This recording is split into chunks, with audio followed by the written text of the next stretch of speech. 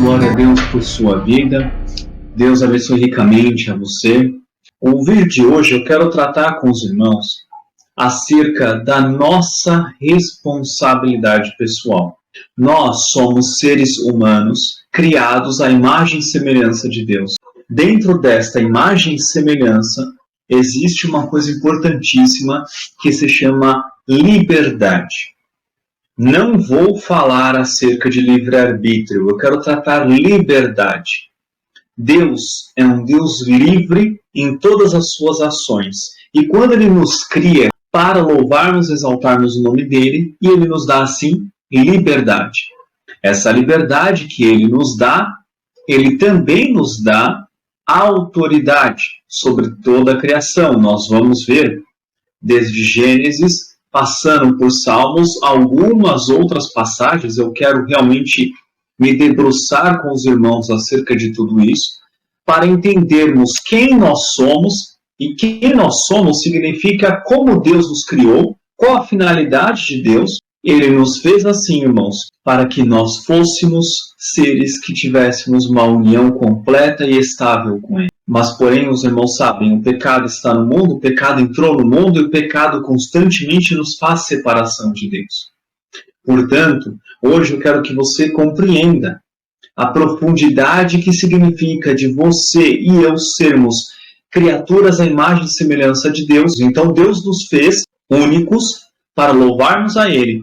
Ele nos deu liberdade, nos deu autoridade e nos dá responsabilidade. Essa responsabilidade de como vamos lidar com tudo que Ele nos deu. Inclusive, o amor dEle que Ele deu a você e a mim. Como nós vamos lidar? Porque lembre-se, apostasia não é algo limitado a denominações humanas e placas determinadas. Apostasia é algo humano. Quem se separa de Deus somos nós, num sentido hipotético, eu digo.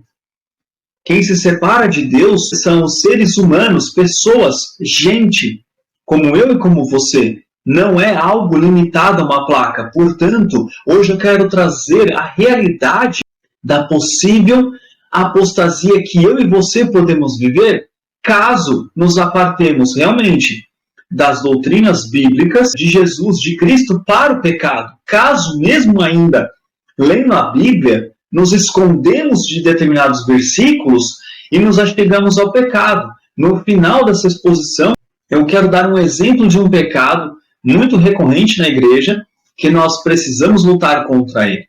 E é um pecado silencioso.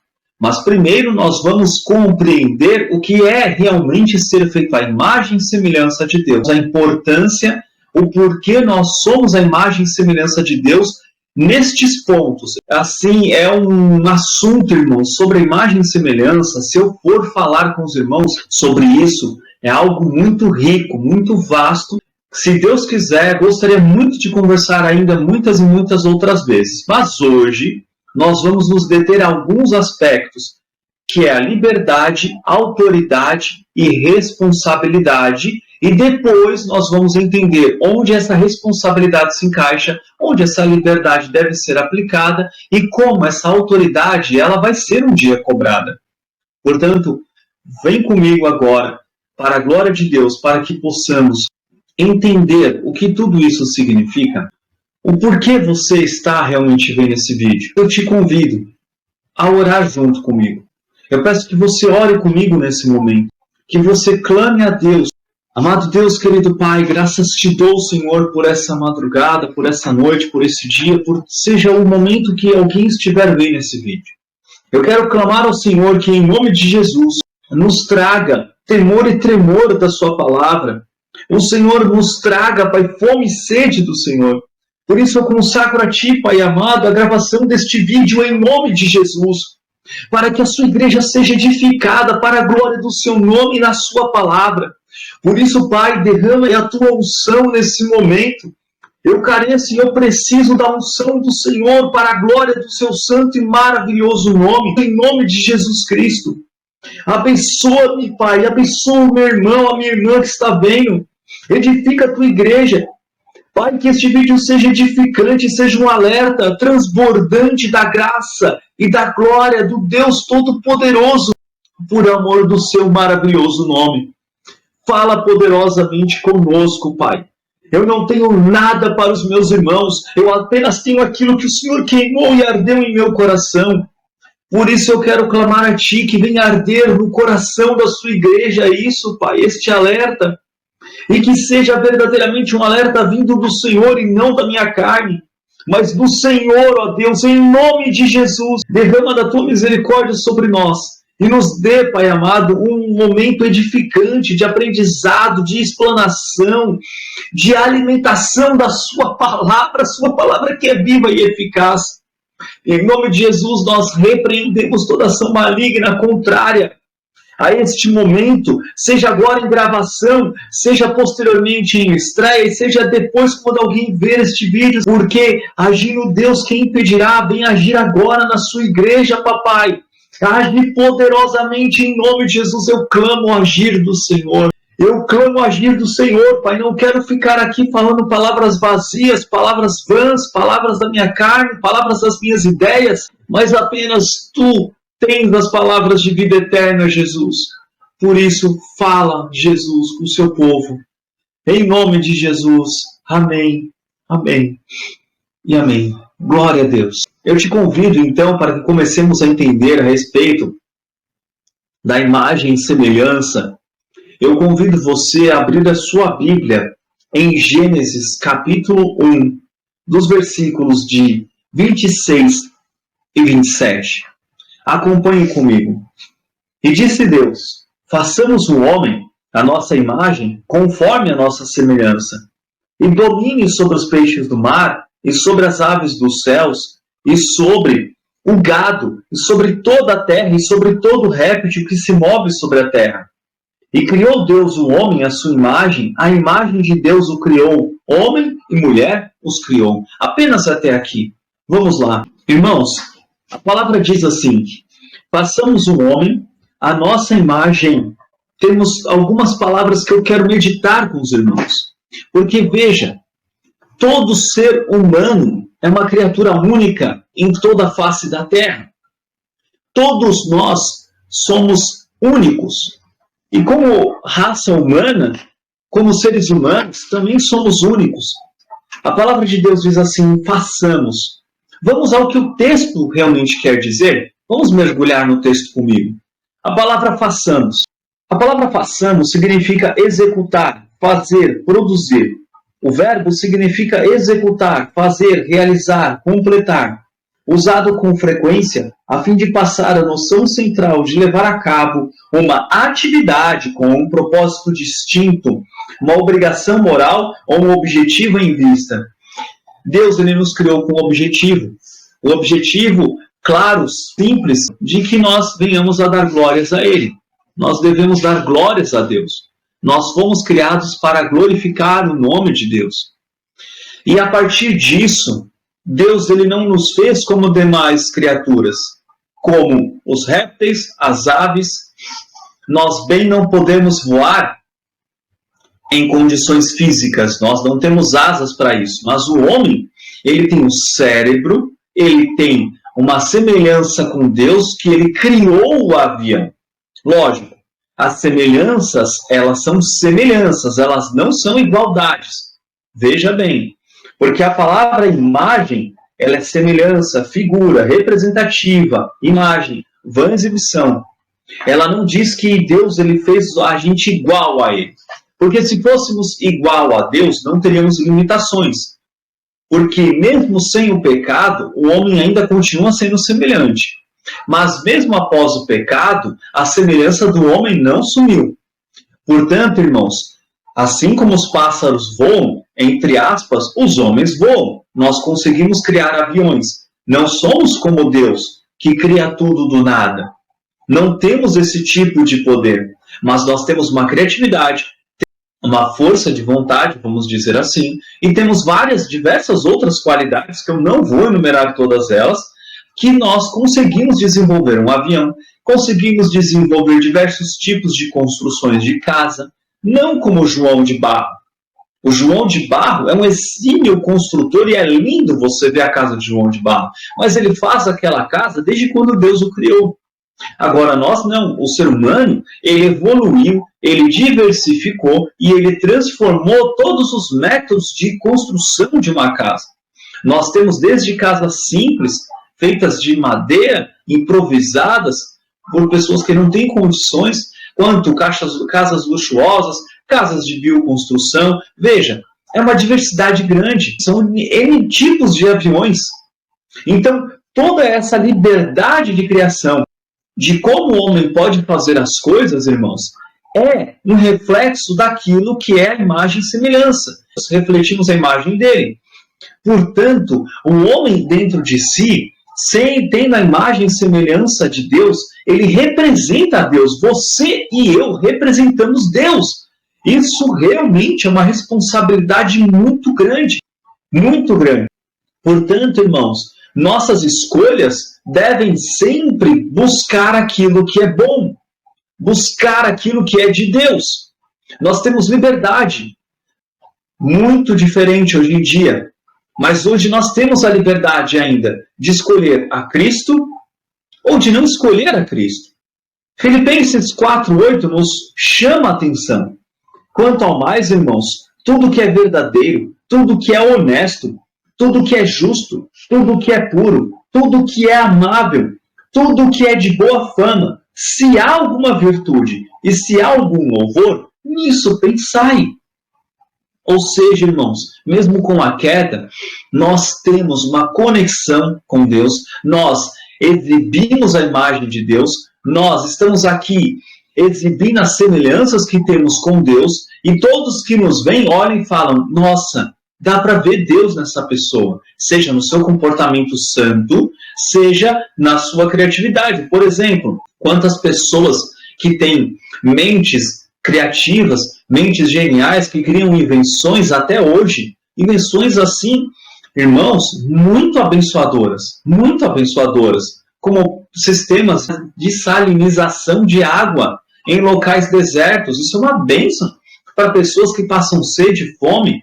As criações com relação à produção de alimentos em locais que as pessoas têm uma dificuldade muito grande de comida. É desse tipo de invenção que eu estou dizendo. O foco é entendermos como somos a imagem e semelhança, compreendermos a nossa responsabilidade dentro da nossa autoridade e sabermos que vamos ser cobrados por isso e que a apostasia pode sim vir até nós, porque somos todos seres dotados de liberdade, autoridade e responsabilidade. Portanto, irmãos, nós somos responsáveis por nossos atos perante Deus. Porque depois da queda, o homem continua pecando. E veja, a palavra de Deus no Antigo Testamento, ele está repleto de histórias de pessoas que sofreram por conta do seu pecado, sofreram consequências. Conseguiram o perdão de Deus? Conseguiram, mas tiveram a consequência. Agora, existe uma corrente teológica, uma corrente de pensamento que diz que Deus, ele determinou tudo. E tudo está pré-determinado. E nada do que possamos fazer vai mudar o que Deus determinou. Porque isso é a soberania de Deus. Então, ou seja, o homem, ele não se achega a Cristo arrependido. Ele é levado lá porque ele foi escolhido antes da fundação do mundo. O homem, ele não vai fazer escolhas boas ou más, ele vai simplesmente fazer aquilo que Deus determinou. E se alguns só fazem escolhas ruins, é porque Deus determinou estes para isso. Irmãos, esse tipo de soberania está muito preso a uma limitação de pensamento humano. Nós precisamos entender que devemos olhar para as Escrituras com temor e com zelo. Porém, buscar mais e mais compreender a Deus como Ele realmente é na palavra e não em homens que tiveram a sua contribuição no passado, porém, para agora eles devem ser revisados e reestudados. Homens, não a palavra. A palavra, ela precisa, na verdade, ser buscada com maior quebrantamento por nós. E esse é um dos intuitos deste vídeo e de todos os vídeos acerca dessa questão da apostasia. Nós precisamos aumentar o nosso nível de quebrantamento sincero, genuíno e real. Portanto, nós precisamos entender que Deus nos fez com liberdade. Ele, podendo nos fazer, podendo nos dar liberdade ou não, Ele nos deu liberdade, Ele nos deu autoridade. Porque Ele nos cobra depois com cerca aos nossos pecados. Veja a história de Davi. Davi pecou e teve consequências catastróficas. Alguns teólogos dizem, alguns estudiosos, o fato de o reino ser dividido posteriormente pelos netos de Davi, o neto de Davi que tomou uma decisão errada, o filho de Salomão, o fato deste homem ter tomado aquela decisão e isso causar a divisão do reino entre norte e sul é uma consequência do pecado de Davi. Deus permitiu que isso acontecesse para que o homem se lembre das consequências do seu pecado. Davi foi um homem cujo coração foi de Deus? Foi, mas teve consequências do seu pecado. E se existem consequências, significa que este homem teve culpa. Porque Davi, ele foi um homem segundo Deus que vivia se arrependendo. Ora, se Davi fosse alguém completamente pré-determinado, ele precisaria se arrepender? Não, não precisaria. Está tudo já escrito a respeito de mim, eu vou ser um bom rei e tudo mais, então não tem problema, eu não vou perder a salvação no final das contas, eu vou fazer uns deslizes aqui, mas Deus conserta tudo para mim, já que eu sou o homem que Ele amou, o querido de Deus. E não é assim. Não é assim. Davi teve liberdade para construir uma vida ao lado de Deus, tomou decisões erradas, aprendeu sobre o arrependimento, porque ele teve liberdade total para se arrepender.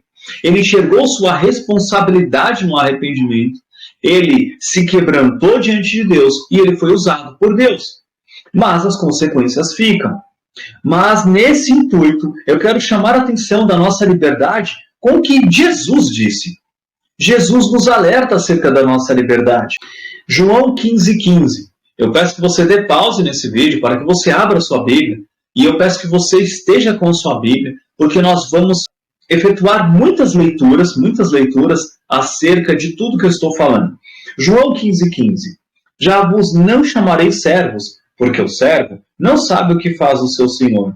Mas tenho-vos chamado amigos, porque tudo quanto ouvi de meu Pai vos tenho feito a conhecer.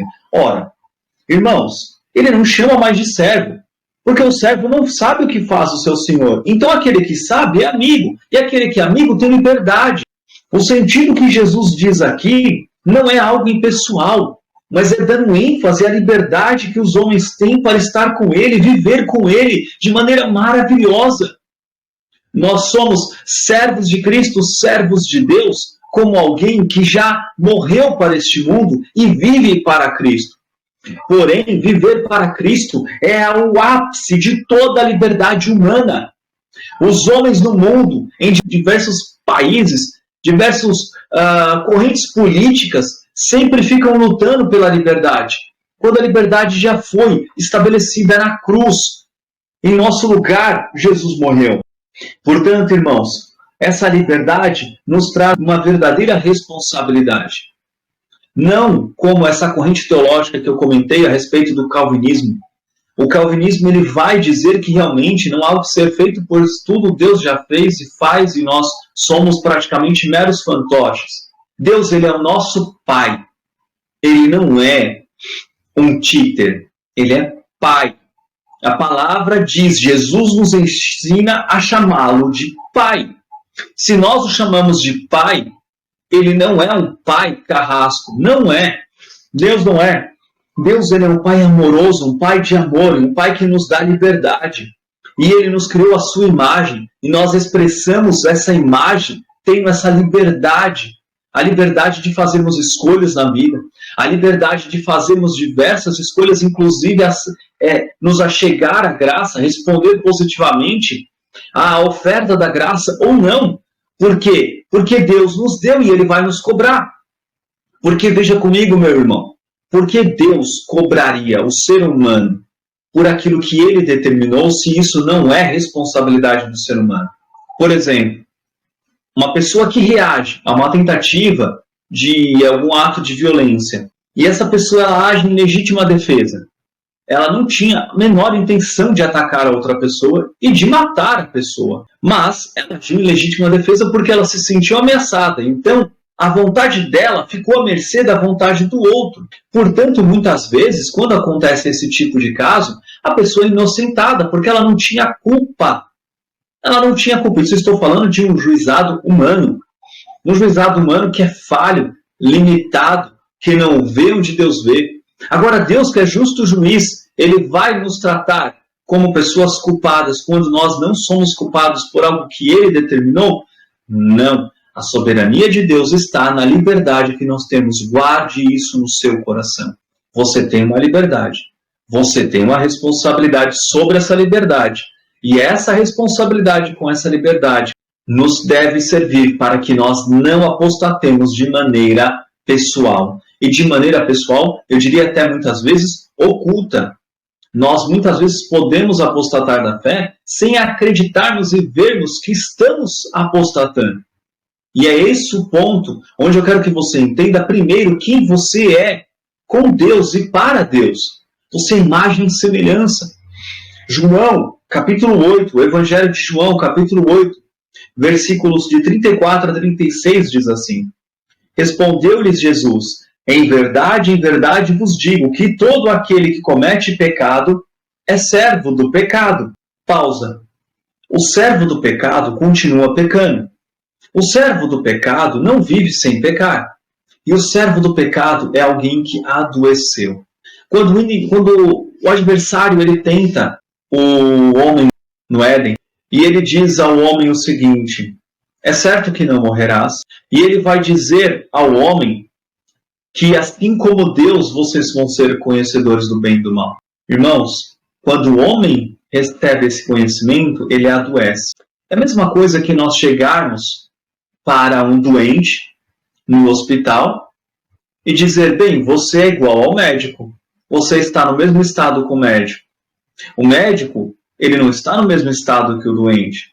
O médico, ele está no mesmo ambiente, porém, ele está livre da doença, do vírus do doente, mas ele está ali com o doente. Um enfermeiro, um policial que guarda um prisioneiro na cadeia, ele não está preso com o prisioneiro, não está na mesma condição, por mais que esteja no mesmo ambiente. Então, irmãos, quando o homem ele toma conhecimento do pecado, ele torna-se esse doente e ele é enganado pelo inimigo, porque ele não é como Deus. Ele não se torna como Deus, ele se torna como um doente. Um doente. E eu não quero colocar aqui o pecado como doença para que você tenha capa para o seu pecado. Mas eu quero fazer apenas um exemplo, uma ilustração. E esse pecado ele entra na gente, ele é tão forte que separa a gente de Deus. Deus é completamente santo. E nós, quando pecamos, nos tornamos anti essa santidade, contra essa santidade. E não é isso que Deus quer para nós. Deus quer ter aproximação, Deus quer estar perto, Deus quer estar junto de nós. A palavra apostasia significa separar-se. Agora, a união, a coinonia que Jesus tem conosco é maravilhosa. Mas, irmãos, quando pecamos, nos separamos. É automático. Não tem união entre a luz e as trevas. Continuando João, capítulo 8. Ora, o servo não fica para sempre em casa, o filho fica para sempre. Se, pois, o filho vos libertar, verdadeiramente sereis livres. Irmãos, somos livres em Cristo. Livres do pecado. O pecado é uma doença, o pecado é uma prisão. O pecado é algo terrível, terrível, que nós precisamos a cada dia nos libertar. E você não precisa ir em um culto de libertação. Pegue a sua Bíblia. Pegue a sua Bíblia, ore, peça perdão, se derrame, clame ao Senhor misericórdia. Busque irmãos para que você se fortaleça na fé. Você não precisa pagar para ser liberto, como tantos e tantos e tantos seminários existem hoje. Isso é uma forma de apostasia? Também. De quem faz, de quem promove e de quem busca. Sim, eu mesmo já busquei isso. E, sinceramente, Eu não encontrei resposta nenhuma. A única coisa que eu encontrei é o quanto eu preciso de mais e mais de Deus, porque lá não encontrei. Não encontrei respostas, apenas mais dúvidas. Mas conforme eu fui buscando Deus, eu fui buscando Jesus, eu fui encontrando. E não precisei de seminário, não precisei pagar por nada disso. Mas continuando aqui, lembrando sempre que Deus, ele é Pai. Deus, ele não é um carrasco. Deus, ele deseja ter comunhão com os seus filhos. Deus deseja cuidar dos seus filhos. Deus deseja zelar, estar ali conosco. Mas de uma maneira recíproca. De uma maneira de amizade, de relacionamento, de conhecimento. A palavra conhecimento diversas vezes usada no Novo Testamento, principalmente em Mateus capítulo 7, apartai-vos de mim que eu não vos conheço. Esse não vos conheço significa o conhecimento de um relacionamento. É isso que Jesus quer, ele quer se relacionar com você e comigo. Mas, irmãos, não tem relacionamento onde existe falsidade. Onde existe falsidade com Deus. Onde existe presunção espiritual. Estou sempre salvo, para sempre salvo, estou tranquilo. Eu vou pecar um pouquinho e está tudo certo. Até mesmo porque vou ficar talvez aí com um galardão a menos, mas a salvação eu não perco. Irmãos, isso é absurdo. Isso é absurdo. Eu te convido a não se conformar com esse pensamento maligno. Me acompanhe agora na leitura de Hebreus, capítulo 12, versículos de 4 a 14. Eu quero que você faça essa leitura com temor e tremor. Enxergue, veja, olhe, observe como Deus é o seu Pai, como Ele cuida de você, como Ele deseja cada vez mais ter um relacionamento profundo com você. A apostasia, ela está ligada à separação. Não se separe de Deus por causa do seu pecado ou dentro do seu pecado. Acompanhe comigo, Hebreus 12, de 4 a 14. Ainda não resististes até ao sangue, combatendo contra o pecado. E já vos esquecestes da exortação que argumenta convosco como filhos. Filho meu, não despreze a correção do Senhor, e não desmaies quando por eles for repreendido. Porque o Senhor corrige o que ama e açoita a qualquer que recebe por filho. Deus, ele açoita a qualquer que recebe por filho. A palavra é forte, o sentido é forte para dizer aquele que, e nós como seres humanos, como que nós cuidamos dos nossos filhos? A Bíblia nos diz para usar a vara. Talvez você deixe de castigo, porque você sabe que o seu filho, ele teve uma opção entre escolher te obedecer e desobedecer, e ele escolheu te desobedecer. Porém, irmãos, nós somos seres humanos e muitas vezes disciplinamos, castigamos os nossos filhos como eles precisam ser castigados. Agora, que dirá de Deus? Aqui está dizendo que Deus nos castiga. Sim, nós temos culpa. Se existe culpa, existiu a opção de fazer o errado e o certo. E se existiu a opção, existe liberdade. E se existe liberdade, existe semelhança com Deus. É esse o ponto. É isso que eu quero que você enxergue. Você não é alguém que é totalmente controlado por Deus como o ser humano taxou. Deus, ele cuida de você. Deus, ele zela por você. Mas de uma maneira muito maior do que nós podemos imaginar como simples controle de ações e emoções. É muito maior do que isso. Deus, ele zela muito mais. É incrível que nós, como pais, eu sou pai, não sei se você é pai, mas você já teve um pai, por exemplo. Enfim, se não for, eu quero deixar um exemplo. É muito lindo como nós, como pais, muitas vezes vemos os nossos filhos, às vezes, caminhando por caminhos que nós sabemos que eles estão errados. Nós sabemos que os nossos filhos estão pecando, mas nós não chegamos até eles e dizemos, vem cá, você não está errado nisso, nisso, nisso. Não. A gente, muitas vezes, no nosso linguajar popular, dá corda. Deixa errar. Não, eu quero ver até onde vai. Será que ele não vai se arrepender? Será que ela não vai se achegar e confessar o pecado? Será que a gente vai continuar convivendo dessa maneira como se nada estivesse acontecendo e está acontecendo? Então, chega uma hora que a gente faz o quê? Dá um basta. Se nós somos seres humanos e conhecemos muitas vezes os nossos filhos e sabemos o que eles fazem, mesmo tendo uma presença extremamente limitada sobre toda a terra, que dirá o nosso Pai? Que dirá o nosso Pai? Por isso eu quero continuar lendo Hebreus capítulo 14 com você. Se suportais a correção, Deus vos trata como filhos, porque que filho há a quem o pai não corrija? Mas, se estáis sem disciplina, da qual todos são feitos participantes, sois então bastardos e não filhos. Além do que, tivemos nossos pais segundo a carne, para nos corrigirem, e nós os reverenciamos. Não nos sujeitaremos muito mais ao Pai dos Espíritos para vivermos? Será que Deus não cuida de nós, sabendo que nós estamos em um caminho errado? Será que Deus não vai nos chamar a atenção, não vai agir como um pai que nos ama?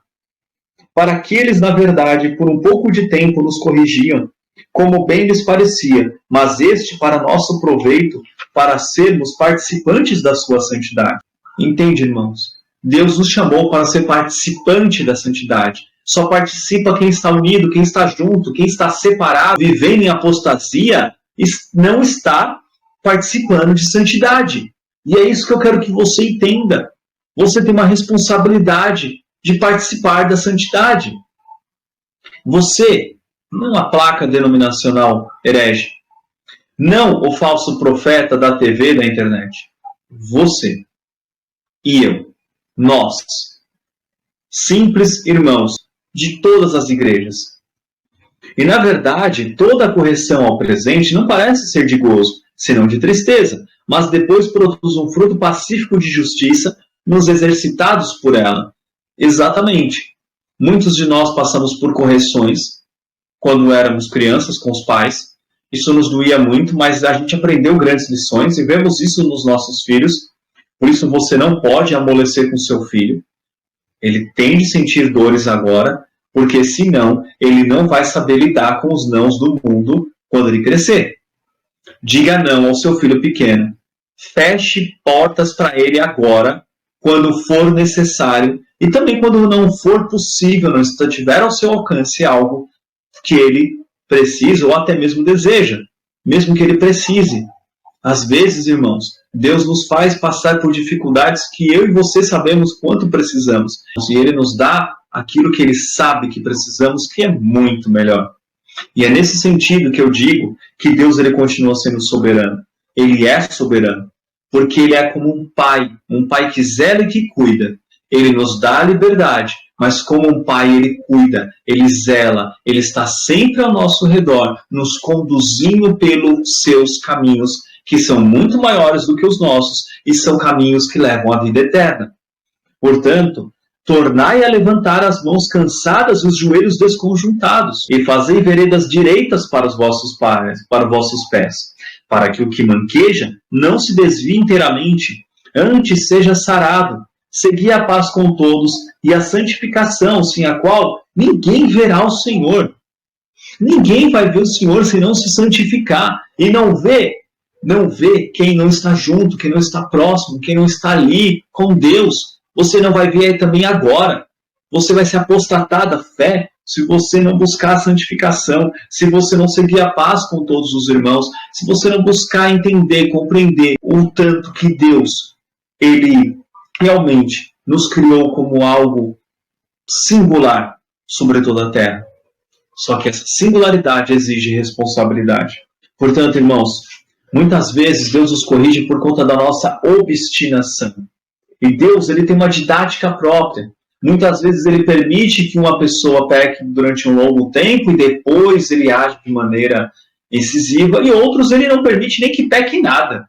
Existem N casos de pessoas que mal pecaram e já colheram consequências, já tiveram disciplinas, e outras que continuam pecando. E esse é o caso, muitas vezes, de grandes falsos profetas, apóstatas e etc., porque eles continuam no erro e parece que o que eles fazem não tem problema. Não tem problema, eles vão colher, mas Deus tem uma maneira de tratar com eles diferente destes e diferente de mim, de você. É como um pai. Um pai não precisa dar explicação como age com cada filho para os filhos. Ele simplesmente educa porque ele conhece a maneira como cada um é. E ele sabe a maneira que ele deve educar cada um para que verdadeiramente seja educado, seja transformado, seja lapidado. Correto? Portanto, muitas vezes, irmãos, nós também somos semelhantes a Deus na questão da vontade, na questão de fazermos essas escolhas e termos uma vontade. Deus nos nutriu com essa semelhança também. Por isso nós temos vontade de fazer o bem e o mal, mas muitas vezes estamos mais sujeitos a fazer a vontade do mal. Muitas vezes nós estamos sujeitos a não fazer a vontade de Deus. Portanto, em Romanos capítulo 7, versículo 15, acompanhem comigo. Porque o que faço não o aprovo, pois o que quero isso não faço, mas o que aborreço, isso faço. E se faço o que não quero, consinto com a lei que é boa. De maneira que agora já não sou eu que faço isto, mas o pecado que habita em mim. Porque eu sei que em mim, isto é, na minha carne, não habita bem algum. E com efeito, o querer está em mim, mas não consigo realizar o bem. Porque não faço o bem que quero, mas o mal que não quero, esse faço. Triste essa realidade. Por isso, irmãos, nós somos seres muito limitados. Somos feitos à imagem e semelhança de Deus, mas ainda assim somos muito pequenos com relação a todas as nossas aparências, todas as nossas semelhanças que herdamos do nosso Pai. Nós temos liberdade, mas uma liberdade muito pequena, porque, veja bem, ela se limita muito a esta vida. E ela se limita muitas vezes, irmãos, a condições ao nosso redor. As pessoas muitas vezes dizem que a liberdade está em poder abrir uma empresa, está em você poder exercer sua religião, está em você poder ter uma opção política, ou seja, não existe liberdade onde não existe opção política, quando na verdade todas essas liberdades são sombras, são pequenas, são efêmeras. Elas não levam para a vida eterna. Não importa qual partido uma pessoa decida ser. Não importa qual político ela concorde. Se ela estiver em pecado, estando em partido, ou estando com político, ou não estando em nada, se ela estiver em pecado, ela está apostatando. E é disso que eu quero falar. É esse alerta que eu quero trazer. Porque ainda aqui em Romanos capítulo 7, no versículo 25, diz, versículo 24, miserável homem que eu sou, quem me livrará do corpo desta morte? Dou graças a Deus por Jesus Cristo nosso Senhor, assim que eu mesmo com o entendimento sirvo a lei de Deus, mas com a carne a lei do pecado. Ou seja, por mais que aconteça tudo em nossas vidas, os nossos erros, Jesus Cristo derramou seu sangue e nos limpou de todo o pecado. Mas ele exige de nós compromisso. Compromisso é a união com ele. Agora nós vamos, mais uma vez, estudar a palavra semelhança, lá de Gênesis capítulo 1, versículos 26 e 27. A palavra semelhança, ela significa modelo, forma, desenho, planta, semelhante como. Uma outra questão que eu quero trazer, a nossa semelhança, irmãos, com relação ao espiritual. Nós somos seres humanos carnais, temos um dia de nascimento e teremos um dia de morte. Nós vamos morrer, mas nós temos o Espírito. E o Espírito, ele é o sopro de vida que recebemos, e neste sopro de vida está a nossa ligação com o Espírito Santo de Deus. E esse Espírito Santo, esse Espírito que Deus nos deu, o Espírito Santo, está em nós e nós estamos com Deus. E isso, amados, é algo maravilhoso. Mas o Espírito que em nós habita, ele tem um dia de início, porque nós não fomos gerados, não somos eternos. Nós temos um dia de início, mas nós não temos o fim. Este corpo fica, mas o Espírito, irmãos, é eterno. O Espírito é imortal. Nós estaremos com Deus, com Jesus, depois da nossa morte, porque nós, em nome de Jesus, vamos perseverar até o fim e seremos salvos para a glória de Deus. Portanto, Eclesiastes 3:11 diz assim: tudo fez formoso em seu tempo. Também pôs o mundo, em algumas versões eternidade, no coração do homem, sem que este possa descobrir a obra que Deus fez desde o princípio até o fim. O que isso significa, irmãos? E a palavra aqui, mundo, ela está muito mais ligada à eternidade. Ou seja, nós temos a imagem e semelhança de Deus dentro de nós. Nós temos uma ligação com Deus espiritual, extracarnal. vai além da carnalidade, vai além da naturalidade e vai para o campo sobrenatural. Algo que nós não temos o conhecimento das nossas visões, audições, os 6 sentidos aqui físicos, mas nós temos no nosso coração a certeza de que nós vamos para o céu com o nosso Senhor Jesus Cristo. E ele assim já nos disse em Efésios capítulo 2, versículos de 6 a 7, diz: e nos ressuscitou juntamente com ele, e nos fez assentar nos lugares celestiais em Cristo Jesus, para mostrar nos séculos vindouros as abundantes riquezas da sua graça, pela sua benignidade para conosco em Cristo Jesus. Aleluia! Ou seja, irmãos, nós temos uma bênção na região celestial, nós somos seres espirituais, nós somos seres transformados para a glória, imagem e semelhança de Deus dia após dia, vamos desenvolver a nossa salvação, vamos parecer mais com Cristo, vamos iluminando mais o mundo com Cristo, nós vamos salgando mais o mundo com Cristo, e aí também mora um alerta do Senhor, que eu convido você a abrir sua Bíblia em Deuteronômio capítulo 32, Deuteronômio 32, dos versículos 16 a 23. Existe um alerta também, porque nós podemos, por conta do pecado, dessa separação, desta apostasia de Deus, acessarmos as regiões celestiais da maldade. As regiões as quais não exaltam Deus, não glorificam a Deus. Diz assim, Deuteronômio 32, 16 a 23. Com deuses estranhos, o provocaram a zelos, com abominações o irritaram. Sacrifícios ofereceram aos demônios, não a Deus. Aos deuses que não conheceram, novos deuses que vieram há pouco, aos quais não temeram vossos pais. Irmãos, ofereceram aos demônios tudo aquilo que eu e você não vivemos como alguém que recebeu algo de Deus na imagem e semelhança, estamos oferecendo a demônios. Isso é muito triste. Então, quando você enterra um dom, um jargão muito conhecido entre nós, você está oferecendo eles aos demônios. Portanto, não enterre seu talento, não enterre o seu dom. Não seja um apóstata. Isso você está apostatando, você está se separando. Eu quero realmente, com essa série de vídeos, trazer o peso dessa palavra apostasia, trazer a seriedade e o quanto ela está enraizada na igreja. E na igreja eu me refiro aos irmãos, a seres humanos, homens, mulheres, crianças, idosos, senhoras, senhores, a mim, a você, a nós. E ele continua: o que vem do Senhor os desprezou.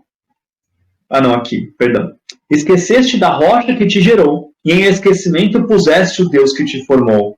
O que vem do Senhor os desprezou por ter sido provocado a ira contra seus filhos e filhas.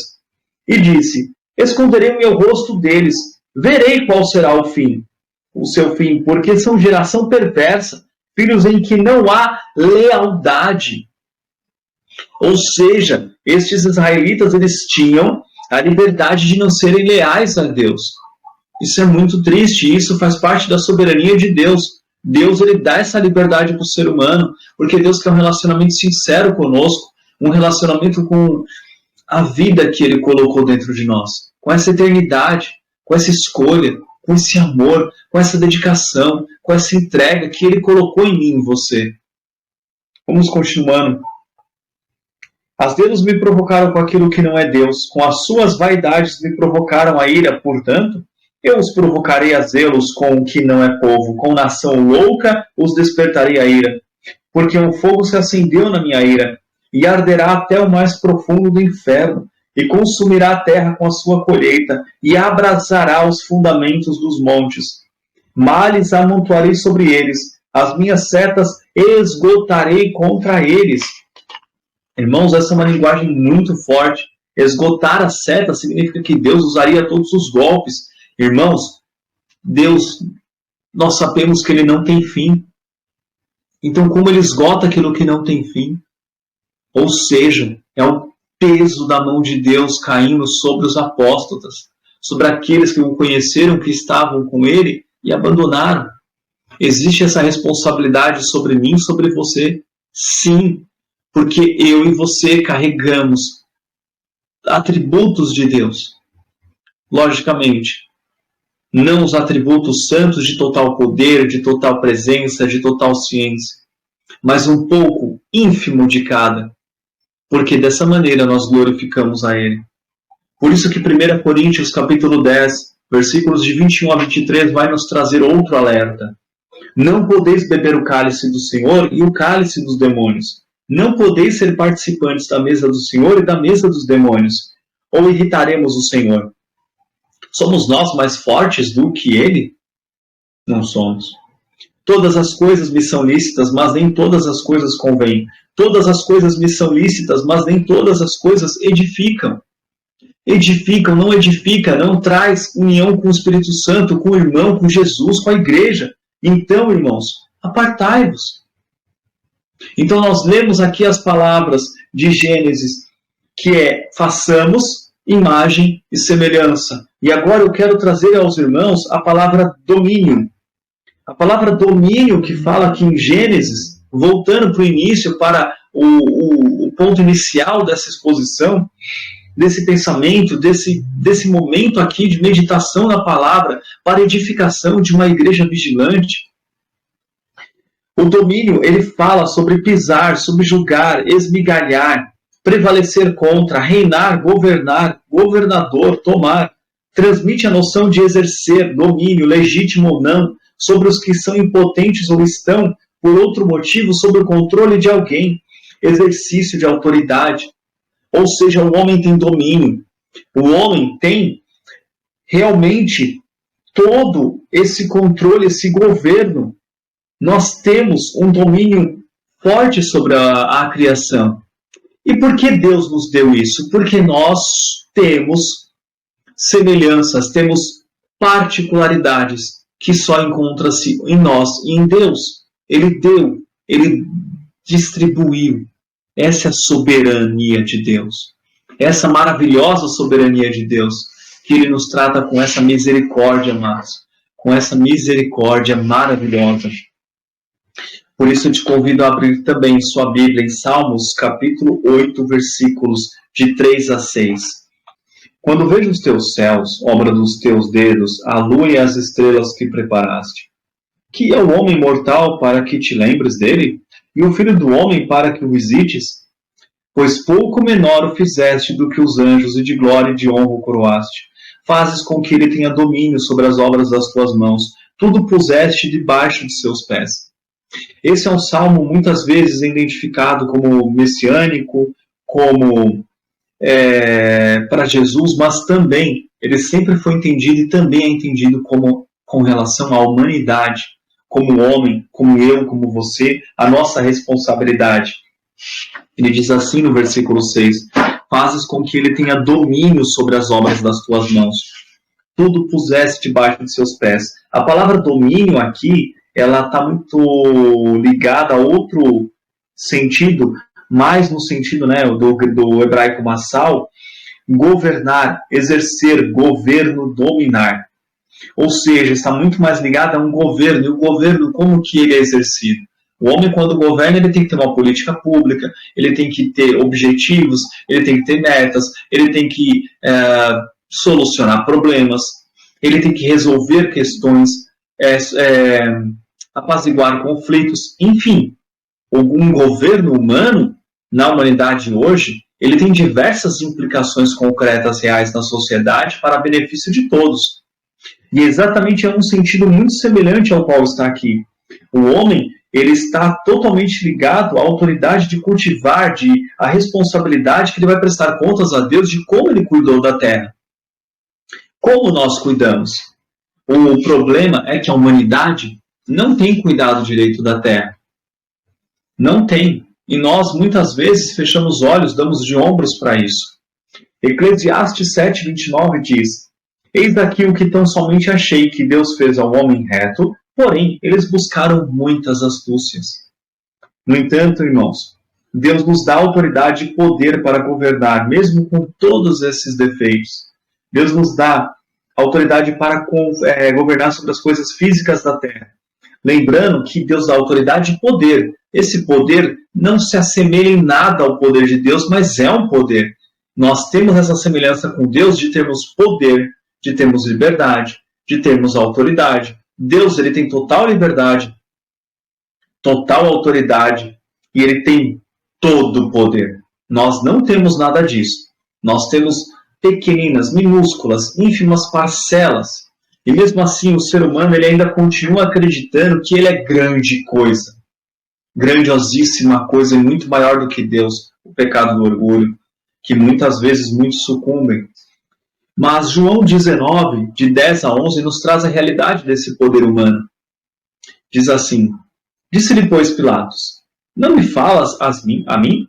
Não sabes tu que tenho o poder para te crucificar e tenho o poder para te soltar?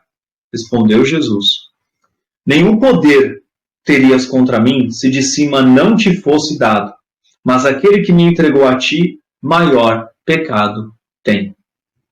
Irmãos, veja, Deus ele deu um poder, ele permitiu a Pilatos para que ele estivesse ali exercendo autoridade e poder sobre toda a Judéia, sobre todo a Jerusalém, enfim, ele tinha poder. E Deus deu liberdade aos homens, aos fariseus, para que acreditassem em Jesus, mas eles não acreditaram. E eles tinham pecado. Se eles tinham pecado, eles tinham responsabilidade. Se eles tinham responsabilidade, eles tinham liberdade. Lembra do que eu disse lá no início? Ou seja, o ser humano não é um fantoche. Deus não é um títer. Deus é um pai e ele dá liberdade. E essa soberania dele é a soberania de Deus. E assim, um pai tem vontade própria e Deus tem total e completa vontade. E aprove a ele morrer e fazer enfermar o seu próprio filho na cruz por nós. Esse é o plano de Deus maravilhoso que nos traz vida eterna. Amém, irmãos? E a Deus toda a glória. Deus abençoe. A Deus toda a glória.